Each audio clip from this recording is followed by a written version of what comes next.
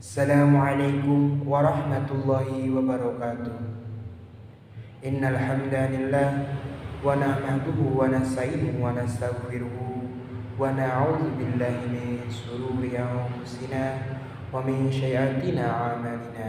May yahdihillahu fala mudilla lahu wa may yudlil fala hadiya lahu. Wa asyhadu an la ilaha illallah wahdahu la syarika lahu wa asyhadu anna Muhammadan abduhu wa rasuluhu nabiyya ba'da. Amma ba'du. Perkenalkan, nama saya Muhammad Rizal Fahlevi Zain. NIM saya 12 1407 0078 dari kelas MHU 2B. Di sini saya akan membahas hasil ujian akhir semester filsafat dakwah. Yang akan dibahas oleh saya adalah yang pertama adalah pohon ilmu dakwah. Yang kedua, pesan dan hakikat dakwah. Yang ketiga, 3 sendi hikmah dalam dakwah. Yang keempat, perbedaan akhlak dan etika dalam perspektif filsafat. Yang kelima yaitu filsafat dakwah menurut Dr. Asep Sodikin. Pembahasan pertama yang akan dibahas oleh saya adalah yaitu pohon dakwah atau pohon ilmu dakwah. Pohon dakwah ini menurut saya ada 4. Yang pertama adalah akar pohon, yang kedua batang pohon, yang ketiga tangkai pohon, dan yang terakhir adalah daun pohon. Pertama, akar pohon. Akar pohon ini atau akar pohon dakwah atau akar pohon ilmu dakwah adalah yaitu dasar-dasar dakwah. Dakwah sebagai aktivitas di dalam kehidupan seorang muslim, maka haruslah berlandaskan pada dasar-dasar ajaran agama Islam itu sendiri. Adapun pokok dari landasan ajaran Islam adalah Al-Quran dan hadis. Nah, sedangkan pelaksanaan dakwah tersebut juga menyangkut komunikasi antara sesama manusia dalam masyarakat. Oleh karena itu perlu diperhatikan pula peraturan-peraturan yang berlaku di dalam masyarakat tersebut, sehingga dengan demikian pelaksanaan dakwah tidak banyak mengalami hambatan. Yang kedua yaitu batang pohon. Batang pohon dakwah di sini adalah batang, yaitu metode dakwah dalam masyarakat. Cara yang sistematis dipakai dai dakwah untuk menyampaikan dakwah Islam kepada masyarakat.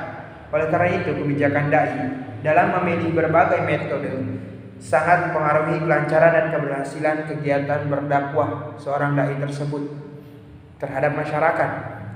Nah, contohnya seperti metode ada yang melalui kebaikan atau dengan sabar, dengan kalem seperti UAS atau seperti itu.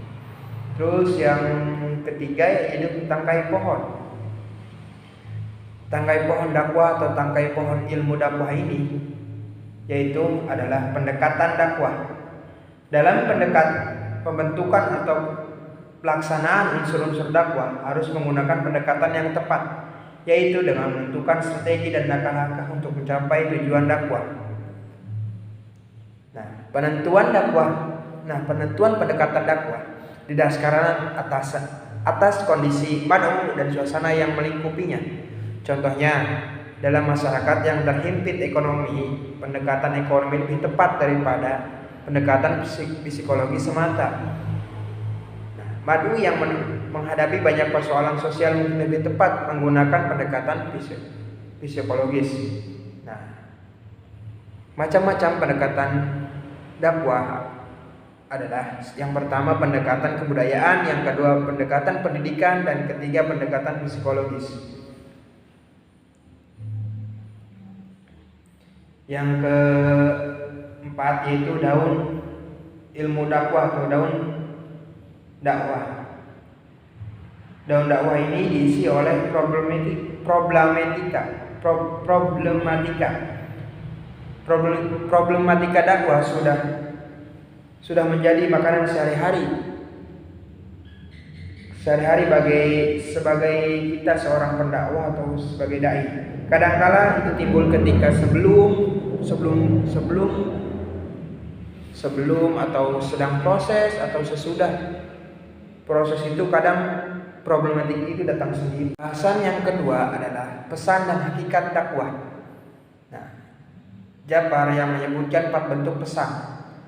Menurut Jabar bahwasanya pesan dakwah itu ada 4. Yang pertama adalah Al-Quran, yang kedua adalah hadis, yang ketiga adalah pendapat ulama atau tabi'in, tabi'at, yang keempat adalah hasil penelitian.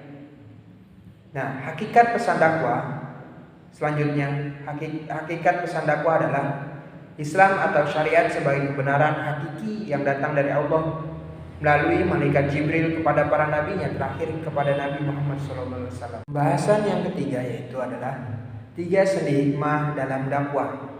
Yang pertama adalah ikhlas, poin kedua adalah berilmu, dan poin ketiga adalah sabar, berakhlak, dan berhikmah.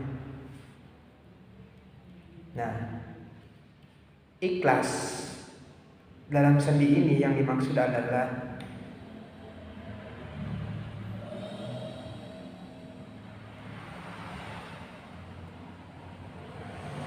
yaitu meniatkan dakwah yang ia kerjakan semata-mata hanya mengharapkan kepada Allah Ta'ala, serta tidak mengharapkan dari dakwah yang ia kerjakan tersebut untuk riya, sum'ah, mencari kedudukan, kepemimpinan, juga tidak mengharap untuk mendapatkan bagian di dunia. Karena jika tercampuri dengan tujuan-tujuan di atas, dakwah tersebut bukanlah dakwah ke jalan Allah Ta'ala, akan tetapi dakwah tersebut hanya dakwah untuk dirinya sendiri atau untuk mencapai maksud-maksud tertentu. Poin kedua adalah berilmu. Nah, maksud berilmu ini adalah orang yang berdakwah harus memiliki ilmu. Seorang yang bodoh ini tidak sah untuk dijadikan sebagai seorang yang menyerukan dakwah ilahi sebagaimana Allah berfirman kepada nabinya pada surat Yusuf ayat 108. Qala Allah Ta'ala fil kitabil karim, a'udzu billahi minasyaitonir rajim, bismillahirrahmanirrahim.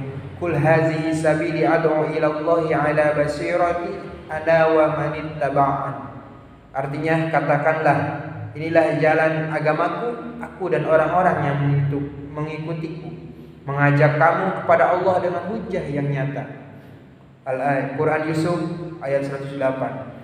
Al-Basirah adalah ilmu. Seorang penyeru kepada kebenaran harus berilmu, karena pasti akan menemui dan berhadapan dengan ulama-ulama sesat yang mereka akan mengarahkan senjata subhat-subhat mereka kepadanya. Mereka akan mengajak untuk berdebat dengan kesesatan yang mereka miliki untuk menghalalkan kebenaran. Allah Ta'ala menyatakan dalam Qur'annya, dalam ayat Quran surat An-Nahl 125, Bismillahirrahmanirrahim, wajadiluhum billati hiya ahsan, al-ayah, yang artinya bantahlah mereka dengan cara yang baik, yang lebih baik. Nabi SAW juga bersabda, innaka ta'ti qauman min ahlil kitab, artinya sungguhnya engkau hendak mendatangi satu kaum dari kalangan ahli kitab. Jika seorang penyeru atau seorang dai kebenaran tidak bersenjatakan ilmu yang ia gunakan untuk menghadapi segala macam subhat serta untuk berargumentasi menghadapi lawan-lawannya, niscaya ia akan takluk di awal perjumpaannya dan berhenti di awal perjalanannya. Yang ketiga yaitu poin yang ketiga yaitu sabar, berakhlak, dan berhikmah. Nah, poin sabar, nah yang tadi yang ketiga itu ada 3, sabar, berakhlak, dan hikmah, berhikmah. Nah, kita sebagai seorang dai harus memiliki sifat bersabar terhadap segala rintangan dalam berdakwah ke jalan Allah. Seorang juru dakwah dituntut untuk bersabar dari segala rintangan yang menghadang jalan dakwahnya, baik berupa kesempitan ataupun gangguan yang dilancarkan manusia. Karena jalan dakwah tidaklah mudah dan terbentang tanpa halangan, akan tetapi dikelilingi oleh hal-hal yang dibenci dan tak disukai. Sebaik-baik suri tauladan dalam perkara ini adalah para rasul ketika menghadapi kaum mereka, baik rintangan berupa gangguan atau kesempitan.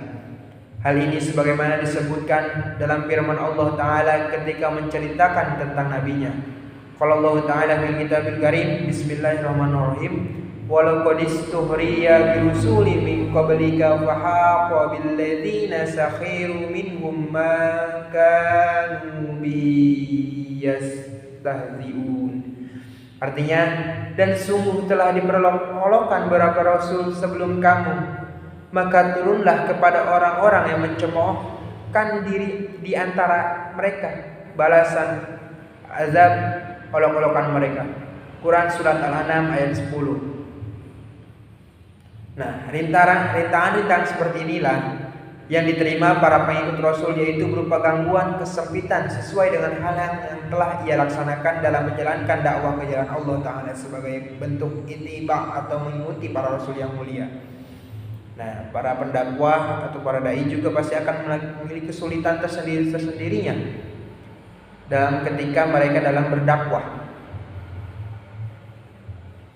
Nah, seorang dai hendaknya berhias atau berakhlakul yang mulia atau berakhlak karimah dan memiliki hikmah dalam pendakwahannya atau mendakwahkannya. Hal ini karena berakhlak mulia dan hikmah dalam menyampaikan sangat berpotensi besar untuk diterima oleh masyarakat. Sebagaimana Allah berfirman, sebagai Allah perintahkan kepada dua nabinya yang mulia Musa dan Harun untuk menerapkannya dalam menghadapi manusia terkafir di muka bumi, yaitu Fir'aun yang telah mendakwahkan bahwa dirinya memiliki sifat rububiyah Allah. Selanjutnya pembahasan yang keempat perbedaan akhlak dan etika dalam perspektif filsafat. Yang pertama, akhlak merupakan sebuah kebiasaan yang melekat pada diri seorang, baik itu sesuatu yang baik ataupun buruk. Nah, kalau sedangkan etika sendiri lebih bersifat teoritis. Etika diartikan sebagai suatu ilmu yang menjelaskan arti baik dan buruk, menerangkan apa yang seharusnya dilakukan oleh manusia, menyatakan tujuan yang harus dituju oleh manusia dalam perbuatan mereka, dan menunjukkan jalan untuk melakukan apa yang harus diperbuat. Yang kelima yaitu filsafat dakwah menurut Dr. Asep Sodikin. Yang pertama, dakwah tidak sama identik dengan tablik, ceramah, dan khutbah, akan tetapi mencakup komunikasi dakwah dengan pesan-pesan agama melalui lisan, tulisan, dan dengan keteladanan dakwah sosial. Kedua, dalam pelaksanaan dakwah melibatkan sejumlah unsur sebagai suatu sistem, yaitu dai madu, pesan yang bersumber pada Al-Quran dan Sunnah serta tujuan yang ingin dicapai, yaitu untuk kebahagiaan manusia baik di dunia dan di akhirat. Yang ketiga yaitu objek dakwah madu meliputi individu, keluarga, dan masyarakat secara luas. Keempat, secara implementasi definisi di atas juga mensyaratkan bahwa dakwah harus diorganisir dan direncanakan dengan baik. Ilmu dakwah yaitu ilmu yang ingin merumuskan serangkaian teori atau tata cara tentang seruan yang berkaitan dengan keyakinan dan sikap seorang atau sekelompok orang yang telah diyakini kebenarannya kepada orang atau kelompok lain yang dianggap belum sama persepsinya. Objek formal ilmu dakwah adalah pengelolaan penyampaian dan penginternalisasian pesan-pesan dan pesan keagamaan dan pada seluruh perilaku manusia dalam interaksi religius masyarakat di mana manusia itu hidup.